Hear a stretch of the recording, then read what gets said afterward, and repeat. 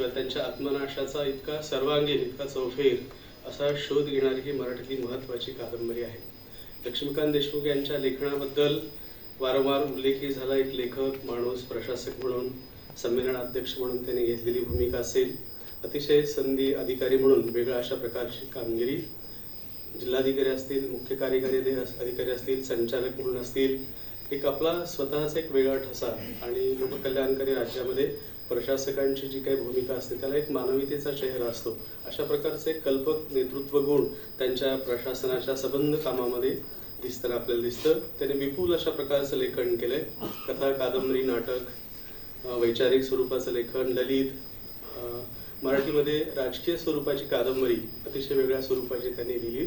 स्थानिक स्वराज्य संस्थेपासून एक आंतरराष्ट्रीय राजकारणाचा एक भूनकाशा इन्कलाब विरुद्ध जिहाद सारख्या कादंबरीमध्ये त्यांनी मांडलेला होता.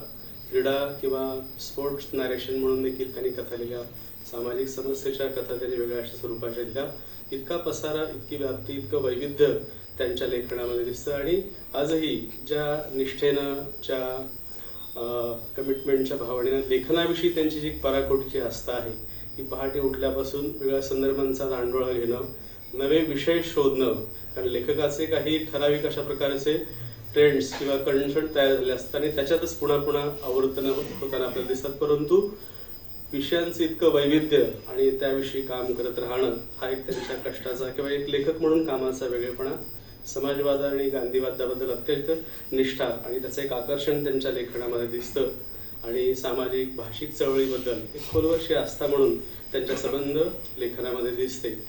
ही कादंबरी त्यांच्या मनोगतामध्ये देखील आपण पाहिलं की गुरुदत्तांचं जीवन भारतामधलं एक अव्वल दर्जाचं कलावंत म्हणून, अभिनेता, चित्रपट दिग्दर्शक म्हणून, विचारवंत म्हणून देखील त्यांचं जीवन, त्यांच्या जीवनाबद्दल एक दंतकथा असतील, खूप त्यांच्या प्रेम कहाणीबद्दल असेल, त्यांच्या आत्मनाशाबद्दल असेल, मृत्यूबद्दल असेल, तर एक पराकोटीचं कुतूहल आणि जिज्ञासा सर्वसामान्य माणसांमध्ये, कलावंतांच्या मध्ये गुरुदत्तांच्या संबंधी पाहायला मिळतं. तर अशा एका अतिशय अव्वल दर्जाच्या कलावंताच्या जीवनाचा एक अतिशय अंतर्वेध घेण्याचा प्रयत्न त्याने केलेला दिसतो. मराठी विचार विश्वाला किंवा वाङ्मय विश्वाला देखील गुरुदत्तांचं खूप मोठं आकर्षण आहे. अरुण खोपकरांनी गुरुदत्त 3 अंकी शोकांतिका नावाचा अतिशय महत्त्वाचा ग्रंथ मराठीमध्ये लिहिला आहे. गुरुदत्तांच्या सिनेमा पाठीमागची फिलॉसॉफी आहे आणि एक रोमॅन्टिसिझमचा आविष्कार आणि मुख्य म्हणजे शोकांत स्वरूपाची कथनं गुरुदत्ताच्या चित्रपटांमधून कशा पद्धतीने पाहायला मिळतात. 60चं एज किंवा 60चा कालखंड हा एका भ्रमनिराशेचा किंवा निराशेचा कालखंड होता आणि आधुनिक कवी, कलावंत किंवा कुणीही याला कसे सामोरे गेलेले दिसतात. एक मेलोड्रामा म्हणून त्याची महत्ता काय आहे, त्याचं एक शोकांत दर्शन आणि आत्मनाशाच्या प्रेरणेची जबरदस्त ओढ गुरुदत्तांच्या संबंध चरित्रामध्ये आणि चित्रपटांमध्ये पाहायला मिळते.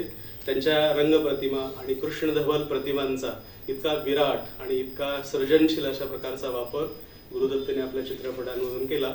त्याचा अतिशय साक्षेपी, विश्लेषणात्मक आणि एका मोठ्या कॅनव्हासवरती खोपकरांनी गुरुदत्तांच्या शोकांतिकेचा उगम आणि त्याचा विलय याचं एक सूत्रबद्ध, प्रमेयदर्शी अशा स्वरूपाचं स्वरूप अरुण खोपकरांनी त्यांच्या आणि त्याच्या गुरुदत्तांच्या छायानाटकातील अतिशय प्रज्ञेची झेप किती उत्तुंग अशा स्वरूपाची होती, त्याचा खोपकरांनी अतिशय विलक्षण अशा प्रकारचा शोध घेतलेला होता.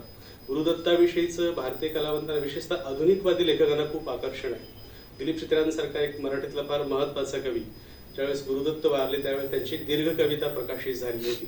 त्याच्या पहिल्या 4 ओळी जरी आपण वाचल्या तर आधुनिक कलावंतांना गुरुदत्तांचं आकर्षण काय हे लक्षात येईल. त्यावेळी अशा होता की स्वप्नांच्या छापखान्याच्या ओल्या शायांचा वास माझ्या पापण्याला येत असताना झुंबडतात अक्षर, टाइमच्या पहिल्या पानावर आढळतो गुरुदत्त मेलेला आणि सफेद रंगाऱ्याचा ब्रश ओघळतो भव्य पोस्टरवरून. बारीक बातम्यांचे टाईप वारुळांसारखे उघडतात आणि काळी अक्षरं लागतात एका निनावी प्रेताला. आणि फटाफट दिवे लागणं असेल, टेलिफोन जाण्याचं असेल, हेडलाईटचे फुटकार असतील, हृदयातली असाध्य कचकडी आवडून घेत सुक्या बुटाने कोट खांद्यावर टाकून चालत जातो. तारे भिजल्यानंतरचं काळभोर एक्लमेशन तो आणि थंड होणं, निघून जाणं, विलय पावणं, कॅमेऱ्याचं टक होऊन पाहणं, विझणं, मरण पाहणं, चेहरा मरतो, इच्छा मरतात आणि प्रकाशाचे ओढे आणि लोंढे मरतात. या प्रकारच्या भावजाणीवेचं एक आकर्षण, एक हिप्नोटाईज आकर्षण आधुनिकवादी लेखकांना गुरुदत्तांच्या संबंधी होतं.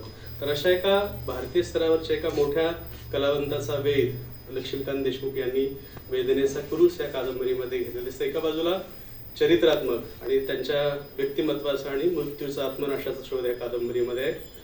39 इतकं वर्षाचं कमी आयुष्य लाभलेल्या एखाद्या व्यक्तीच्या आयुष्यामध्ये महानाट्य असावं, महाकादंबरीचा विषय असावा, महाकथनाचा विषय असावा आणि हा शोकांतिकेचा नायक आहे. त्याच्या आयुष्याला जी वळणं होती किंवा जी परिवर्तन होते, जे टप्पे होते, स्थित्यंतर होते, नाट्य होतं, एक सहजीवन आहे, कलाप्रवास आहे, व्यक्तिगत आयुष्य आहे, मानसिक उलाढाले आहेत, घुसमट आहे, बेचैनी आहे, अस्वस्थता आहे, या सगळ्याचा आणि एक स्त्रीविषयी अखंड अशा प्रकारची तृष्णा पुरुष मनामध्ये बसत असते, त्याचा एक शोध घेण्याचा प्रयत्न गुरुदत्तांच्या आणि ती अतृप्ती, ती प्यास किंवा एक अनावर भुकेजलेपण पुरुषाचं स्त्रीविषयी आणि सहजीवनाचा एक मोठा पट या कादंबरीच्या निमित्तानं त्याने म्हणलेला आहे. समर्पित प्रेम आणि कलात्मक साहचर्य अशा एका जीवनाचा वेध गुरुदत्ताच्या निमित्ताने त्यांनी घेतलेला आहे. प्रेरणा आणि प्रतिभा ही नावं देखील त्यांनी सूचना किंवा कल्पकतेने मांडणं, अस्तित्वाची प्रेरणा आणि मी घडवलेली शिल्पाकृती मय सभा आहे अशा एका द्वंद्वामध्ये दुहेरी द्विमिती प्रतिमेमध्ये अडकलेल्या गुंतलेल्या गुरुदत्ताचा एक प्रदीर्घ अशा प्रकारचा शोकांत अशा प्रकारचा पट आणि गुरुदत्ताच्या जीवनामध्ये एकात्म द्वंद्व कायम स्वरूपाचं कसं नांदत होतं या प्रकारचं एक चित्र या कादंबरी आहेत. आणि त्याचे इतक्या पर्सनॅलिटीज आहे, त्याने सिंड्रोम असा शब्दप्रयोग वापरला. एका व्यक्तिमत्वाने इतक्या पर्सनॅलिटी अस्तित्वात असू शकतात, तर त्याचे कंगोरे, त्याची व्याप्ती, त्याचे धागेदोरे, त्याच्या कक्षा शोधण्याचा प्रयत्न या कादंबरीमधून केलेला दिसतो. त्यांचं करिअर मधलं अपयश असेल, suicide is a confession that life is not worth, नवा बाजार त्या काळामध्ये घडत होता, नवा सिनेमा येत होता, भांडवली जग होतं, त्यातले व्यवहार, गर्दी आणि खऱ्याखुऱ्या अस्सल कलावंताची घुसमट आहे, त्याचं देखील एक कारण म्हणून त्यांनी शोधलेला दिसतो. हा कलावंताचा संकोच बाहेरच्या गर्दीमुळे झालेला आहे आणि आपली घुसमट होते, हे एक अपयश देखील त्याचं एक सूत्र कादंबरीमध्ये आहे. आणि सगळ्यात महत्त्वाचं म्हणजे आत्मनाशाची कहाणी ही शेवटपर्यंत त्यांनी कशा पद्धतीने म्हणलेली आहे. व्यक्तीच्या जीवनातली उदासीनता असेल, निराशा असेल, वैफल्य असेल, विमनस्कता असेल, एकटेपण असेल, बेचैनी असेल, मौत तू एक कविता है और मुझसे वादा है मिलने का, मुझे गले से लगाओ या गुरुदत्तच्या जीवनाचा किंवा वहिदा रेहमाननी त्या गुरुदत्तांच्यावरती एक लेख लिहिलेला आहे, त्याच्यात त्यांनी शेवटाकडे येत असताना वहिदा रेहमाननी गुरुदत्ताबद्दल असं म्हटलंय की रवींद्रनाथ टागोरांनी शब्द वापरलेत की आपण सर्वश्रेष्ठांची निवड करू शकत नाही, सर्वश्रेष्ठ आपली निवड करतो. हे गुरुदत्तच्या मृत्यूचं विधान वहिदा रेहमान यांनी केलेलं होतं. आणि या कादंबरीमध्ये गुरुदत्तच्या शेवटच्या अखेरच्या रात्रीचं कथन इतकं उत्कंठावर्धक, इतकं त्याला चांगलं असं म्हणू नये, पण एक ती दुःखाची, शोकाचं अशा प्रकारचं चित्र आहे. पण एक लेखक म्हणून त्याच्यात कल्पनेनं देशमुखाने जे रंग भरले आहेत, तर या रात्रीचं कथन हे खूप वाचनीय आणि वेगळ्या अशा अपर सृष्टीमध्ये घेऊन जाण्याच्या प्रकारचे. एका व्यक्तीची उलाढाल काय असते, त्याला काहीतरी बोलायचं आहे अशा प्रकारची एक स्तब्धता आणि मेरा तो म्हणतो की मेरा मरा वा मोह देखोगी या काळाचं, या कालस्वराचं, या क्षणांचं, संवेदनांचं अतिशय वेगळ्या अशा प्रकारचं चित्र कादंबरीमध्ये आहे. अदालत उठ चुकी है, अब करेगा कौन सुनवाई, हम तो जाते हैं अपने गाव अपनी राम राम, या तुकाराम प्रणीत आमचा रामराम घ्यावा अशा गुरुदत्तच्या जीवनातला शेवटचा, विलयाचा, निरोपाचा असा एक क्षण कादंबरीच्या या सबंध कथनामध्ये आपल्याला पाहायला मिळतो. या कादंबरीच्या वेगळेपणाबद्दल काही 3-4 गोष्टींचा जाणीवपूर्वक उल्लेख करावा लागतो की सहजीवनाचं आणि त्याच्या अपेक्षेचं, त्याच्या अतृप्तीचं, त्याच्या सुफळतेचं, त्याच्या आकांक्षेचं, त्याच्या स्वप्नाचं एक फार चांगलं चित्र कादंबरीमध्ये. आणि ही आत्मनाशाची कहाणी अत्यंत भावनाशील स्वरूपाची आहे. एका संवेदनशील अशा व्यक्तिमत्वाच्या आणि त्याच्या मनाचा प्रवास अतिशय रोमॅन्टिक स्वरूपाचा, अतिशय हळव्या स्वरूपाचा, अतिशय कोमल आणि सुकुमार अशा दिग्दर्शक नटाचा, व्यक्तीचा हा प्रवास भावरंजकतेच्या अंगानं खूप मोठ्या प्रमाणामध्ये कादंबरीमध्ये आलेला आहे. दुसरा एक भाग जे पुन्हा पुन्हा ते मनोगतात देखील म्हणत होते की ही रिलेशनशिपची कथा आहे. अनादी काळापासून स्त्री पुरुष संबंधामध्ये ज्या प्रकारचे रिलेशन आहेत, त्या स्त्री पुरुष संबंधाच्या, त्यातल्या रिलेशन संबंधाची ही फार चांगली आणि त्यातले इतके सूक्ष्मतर अशा प्रकारचे भावपदर कादंबरीमध्ये मांडलेले आहेत. त्यांच्या व्यक्तिमत्वाकडे खूपदा म्हणजे ते प्रशासकीय किंवा ते बाह्य त्यांचं ज्यावेळेस आपण पाहतो तर एक भरटपणा जाणवतो, परंतु कादंबरी वाचत असताना मला कुतूहल आणि नवल वाटलं की प्रेमभावनेच्या, प्रीत संबंधाच्या इतके सूक्ष्म आणि इतके नाजूक पदर इतक्या हळव्या पद्धतीने त्याने नॅरेशन केलेलं दिसतं. तर एक सहजीवनातल्या एक चांगुलपणाचं अतिशय विलोभनीय अशा प्रकारचं चित्र या कादंबरीमध्ये पाहायला मिळतं. कादंबरीचा अवकाश खूप विस्तारशील मोठा असावा आपण अशी अपेक्षा करतो, परंतु कादंबरीमध्ये जर बारकाईने पाहिलं तर आपण एक 6-7 पात्र मुख्य पात्र आहेत. इतकी कमी कॅरेक्टर्स घेऊन कादंबरीचा एवढा मोठा डोलारा मांडणं ही कठीण अशा प्रकारची गोष्ट असते. परंतु कादंबरीचं लक्ष हे भावसंबंधाचं, व्यक्तिवर्तनाचं, त्याच्या मानसिक उलाढालीचं त्याच्यावरती केंद्र केल्यामुळं, फोकस केल्यामुळं अनेक व्यक्तींचा संबंध फारसा कादंबरी इतकी मोजकी, इतकी अल्प पात्र घेऊन एक भावकेंद्री स्वरूपाची कथा आणि गुरुदत्त आणि त्याच्या कुटुंबामध्ये किंवा त्याच्या मृत्यूमध्ये ज्या प्रकारच्या गोष्टींचे धागेदर हे असं घडलं असेल अशा प्रकारचा एक कल्पिताचा अतिशय सृजनशील अशा प्रकारचा कादंबरीमध्ये एक वेगळा अशा प्रकारचा भाग आहे. या कादंबरीकडे आणखी दुसऱ्या एका बाजूने पाहायला पाहिजे. एक वेगळा प्रयोग या कादंबरीच्या निमित्तानं लक्ष्मीकांत देशमुख यांनी केलेला दिसतो. गुरुदत्त, प्रेरणा आणि प्रतिभा यांची एक कहाणी आहे आणि ती भूतकाळामध्ये घडून गेलेली आहे. त्याचा एक माग किंवा मागोवा किंवा पाठलाग आहे आणि कधी काळी की कोणी काळी 64च्या पूर्वी ही जी गोष्ट घडून गेली आहे त्याचे एक पुनरचित कहाणी आणि त्यात कल्पनेचे अत्यंत वेगळ्या अशा प्रकारचे रंग भरले आणि त्याला समांतर एक नवी गोष्ट त्यांनी निर्माण केली. विजय, हसीना आणि संगीता हे आजच्या काळातली गुरुदत्तच्या जीवनासंबंधी कादंबरी आणि पटकथा किंवा चित्रपट बायोपिक निर्माण करण्याच्या निमित्तानं एक समांतर अशा प्रकारचा एक कथेचा सांगा, कथेचा पट आणि दोन गोष्टी एकमेकांच्यावरती टकराव करतात, त्याचे 7 पडसाद एकमेकांच्या वरती होत राहतात.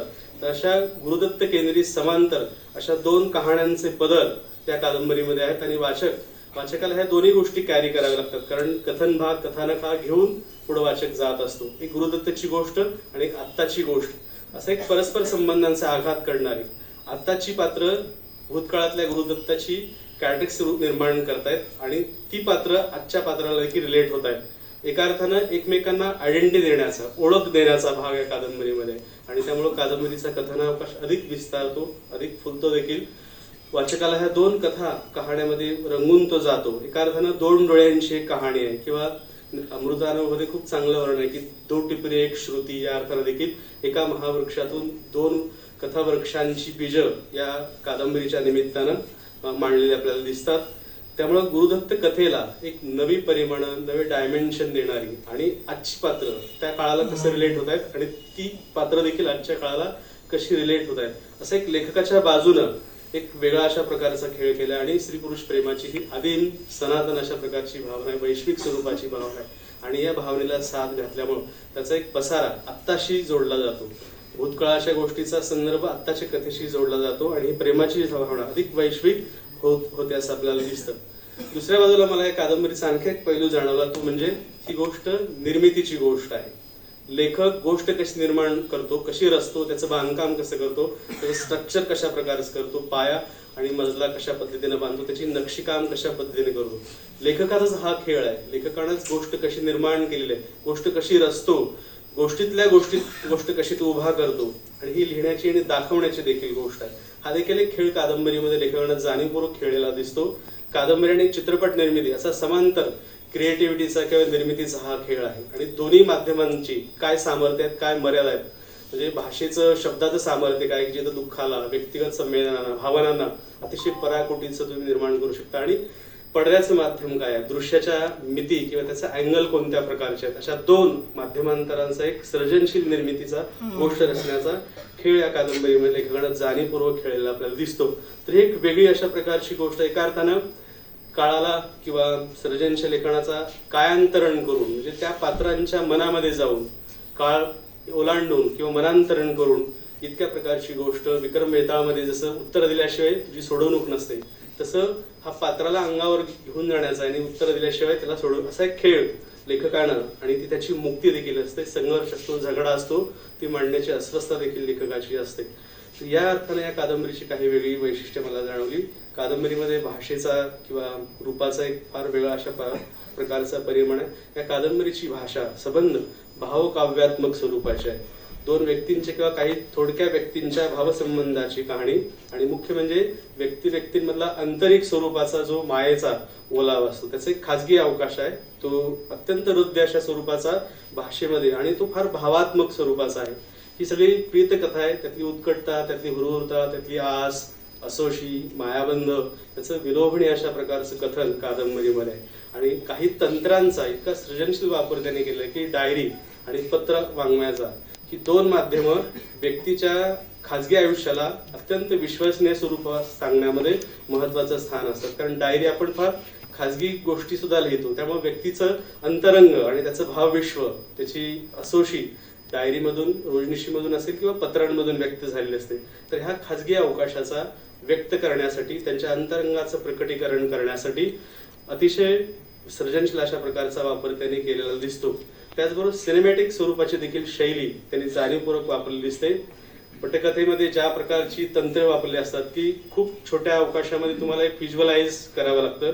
त्याच्या दृश्यमिती कादंबरीमध्ये लोणावळ्याचा बंगला असेल, वाहनातला प्रवास असेल, रस्त्यांचं नॅरेशन असेल, तर दृश्य प्रतिमांची सिच्युएशन निर्माण करणे, पटकथांची एक सिनेमॅटिक शैली देखील त्यांच्या कादंबरीत. त्याच्या सूचना आणि शक्यता की रात्री प्रदीर्घ रात्र जागा असल्यामुळं त्याचे डोळे लाल झालेले होते किंवा चेहरा शुष्क, ज्या कॅमेऱ्याची मागणी करणारी भाषा आणि त्याचं कथन कादंबरीमध्ये त्यांनी मांडलेलं दिसतो.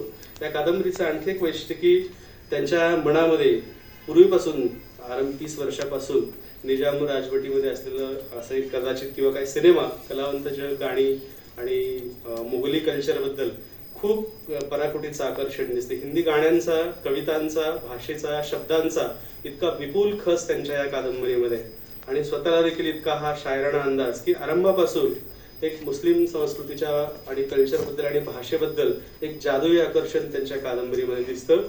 हा सिनेमाचं जग आहे, त्यामुळं ह्या संबंध लेखनामध्ये ती जी शब्दकळा आहे, जी मुघल मुस्लिम कल्चरबद्दल अतिशय नजाकतीची, मोहक आणि त्याचं एक जादुई आकर्षण शब्दांमध्ये हा शायराणा अंदाज किंवा दिलकश स्वरूपाचा.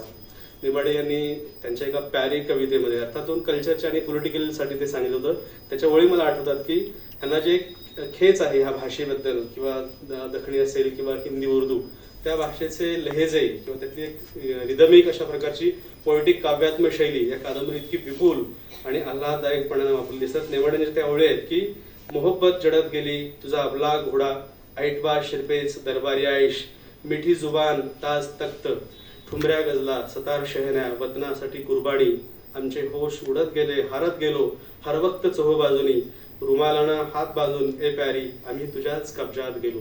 या भाषेच्या सरेंडरबद्दल, समर्पणाबद्दल आणि हिंदी आणि उर्दू भाषेचे इतक्या समर्पण भावनाचं आणि त्या शैलीचं अतिशय चांगलं कथन कादंबरीमध्ये आहे. फ्लॅशबॅक पद्धतीचा म्हणजे प्रत्यक्ष गुरुदत्ताच्या चित्रपटामध्ये ज्या प्रकारच्या पूर्वकथनाचा, फ्लॅशबॅक तंत्राचा वापर केलेला दिसतो, तसं कादंबरीमध्ये देखील काळाच्या बांधणीसाठी, व्यक्तींच्या बांधणीसाठी, व्यक्तींच्या भावसंबंधासाठी किंवा भूतकाळाचा एक पटल निर्माण करण्यासाठी फ्लॅशबॅक पद्धतीच्या तंत्राचा देखील अतिशय वेगळ्या अशा स्वरूपाचा वापर त्यांनी या कादंबरीमध्ये केलेला दिसतो. तर ह्या कादंबरीच्या संबंधाने या प्रकारची काही वैशिष्ट्य मला जाणवली. शेवटाकडे त्यांना एक दोन किंतु माझ्या मनातले देखील सांगतो. कादंबरीमध्ये बऱ्याचदा एक सरदोपट अशा स्वरूपाचं कथानक आलेलं दिसतं आणि लेखक म्हणून पात्रांवरती त्यांचं एवढं प्रेम आहे की पात्रांना एका सरळ रेषेत ते जाऊ देत, इकडे तिकडे कुठेही भटकू देत नाही, छडी घेऊन मागायला लागतात, तू असंच चालायला पाहिजे. व्यक्तीच्या मनामध्ये जे कॉम्प्लेक्स गुंतागुंत असते ते पात्राला थोडं सुद्धा इकडे तिकडे ढळू देत नाही. तर त्याचं एक पूर्ण कंट्रोल, सेन्सॉरशिप पात्रांमध्ये त्यांची मला जाणवली. आपल्या दृष्टीनियंत्रणातली पात्र कादंबरीमध्ये दिसतात. दुसरं, हसीनाच्या निमित्तानं थोडासा भाग तो आला की भारतीयांच्या मनामध्ये, मुस्लिमांच्या मनात एक अनकॉन्शियस, एक पूर्वरचित अशा प्रकारच्या धारणा असतात. तर त्या हसीनीच्या दुबईच्या तिच्या नवऱ्याच्या निमित्तानं भारतीय जनमानसातल्या सामूहिक मुस्लिमांच्या बद्दल ज्या प्रकारच्या पूर्वरचित भावना असतात त्याचा उच्चार काहीसा होतो, तसा बॅकग्राऊंड त्यांनी उभा केलेला नाही एक भाग. आणि दुसरं, हे सगळं सांगत असताना गुरुदत्ताचं स्वप्न असेल, त्याचा आत्मनाश असेल, अपयश असेल, सिंड्रोम व्यक्तिमत्व असेल, एका गौरवीकरणाच्या, उदात्तीकरणाच्या भावनेनं खूपदा आपण पाहतो. पण माझ्या मनामध्ये असा एक प्रश्न आहे की एखादी आधुनिक मुलगी, आधुनिक स्त्री ज्यावेळेस गुरुदत्ताकडे पाहू शकेल, तिच्यावर, गुरुदत्तावर ते कादंबरी ती कशी लिहिल, असा एक माझ्या मनामध्ये प्रश्न होणार. कारण गुरुदत्त हा शेवटी पुरुष आहे, नवरा आहे, पण प्रियकर आहे आणि भारतीय पुरुष सत्ताक चौकटीतले काही संदर्भ गुरुदत्ताला देखील असू शकतात. एक बाई गुरुदत्ताचं कसं वाचन करू शकेल, असा एक मला कुतूहल म्हणून एक प्रश्न निर्माण झाला.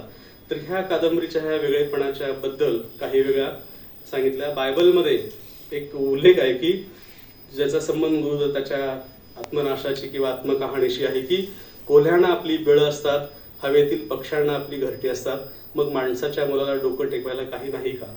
या धारणेतून हा गुरुदत्तचा प्रवास आहे. हा निवारा आणि विसावा, विश्रांती शोध, त्याला मिळाले. ये दुनिया अगर मिल भी जाए तो क्या है, हा त्याचा निवारा शोध होता, विसावा शोध होता. आणि गुरुदत्तच्या जीवनामध्ये एक स्त्रीविषयी तृष्णा आणि त्याची तहान अखंड स्वरूपाची आहे. भारतीय तत्वज्ञानामध्ये मसू पाटलांनी तृष्णेचा बंद असा एक विचार मांडला की माणसाच्या प्रत्येक कृती आणि उक्ती पाठीमागं एक प्रकारची स्त्रीची तृष्णा, तुडुंब अशा प्रकारची अनावर आणि त्याच्या भेटीचा एक उच्चार सतत व्यक्तीमध्ये असतो. आणि गुरुदत्तच्या जीवनामध्ये देखील आईविषयीचं थोडं कथन कादंबरीमध्ये आलं. आई असेल, पत्नी असेल, प्रेयसी असेल आणि शेवटी देखील तू ज्यावेळेस गीता दत्ताला थोडं बोलण्याचा प्रयत्न करत असतो त्यावेळेस सांगतोस की मला माझ्या मुलीची भेट घालून दे. तर हा जो अखंड म्हणजे मातृरूपापासून अपत्य रूपापर्यंत आणि मध्य प्रियक रूपापर्यंत अखंड स्त्रीविषयीची एक तृष्णा पुरुषांच्या मनामध्ये असते, ती व्याकुळता गुरुदत्तच्या जीवनामध्ये दिसते. खोपकराने त्याचा उल्लेख देखील केलेला दिसतो की स्त्रीचं गर्भ हे एक जीवाचं, कोणत्याही जीवाचं एक उबदार सुरक्षित अशा प्रकारचं कवच असतं. आणि छोटा जीव आपले पाय ज्या पद्धतीनं अंगाची जुडी करून त्या गर्भाच्या डोहामध्ये विहरत असतो ती त्याची निवारा किंवा विश्रांतीची जागा असते. नाळ कापल्यानंतर त्याचा ज्यावेळेस बाहेरच्या जगाशी संबंध असतो, बाहेरचा हा अंधार काळोख त्याला सहन होत नाही आणि तो आत्मनाशाचा प्रवास त्याचा सुरू होतो. तर त्या कुंभाकडं, त्या गर्भाकडं जाण्याची, मुळाकडं जाणे, आदिम काळात जाण्याची एक असोशी आणि गुरुच्या जीवनामध्ये त्या प्रकारचं एक दिसतं. एकटेपण आणि पतन आणि खोपकराने कागज के फुलमध्ये जो स्टुडिओ दाखवलाय आणि तो तिथं येतो, तो रिकामा स्टुडिओ हा एका अर्थानं आईच्या किंवा मातेच्या गर्भाचं रूप आहे आणि ती त्याची विसावा केंद्र असं देखील एक उल्लेख त्याने केलेला दिसतो. तर या अर्थानं एका लोकोत्तर अशा असामान्य कलावंताच्या जीवन प्रवासाचा, आत्मनाशाच्या प्रवासाचा, मानवी संबंधाचा आणि सहजीवनाचा इतका दुहेरी मल्टी परिमाणात्मक अशा प्रकारचा वेध चरित्रात्मक कादंबरीच्या निमित्ताने दिसतो. एक वेगळी कादंबरी आणि चरित्रात्मक कादंबरी आणि एक म्हणजे मानवी सहसंबंधाचं आणि सहजीवनाचं इतकं उन्नत अशा प्रकारचं स्वरूप घेणारी, एका शोकांत नायिकेचं जीवन सांगणारी, त्याचे पदर सांगणारी एक मराठी महत्वाची कादंबरी आहे. एक वेगळी कादंबरी त्यांनी मराठी भावाविष्कारातली. मी या कादंबरीच्या निमित्तानं काही सांगण्याचा प्रयत्न केला. मी संयोजकाकडे आपले सर्वांचे आभार मानतो आणि थांबतो.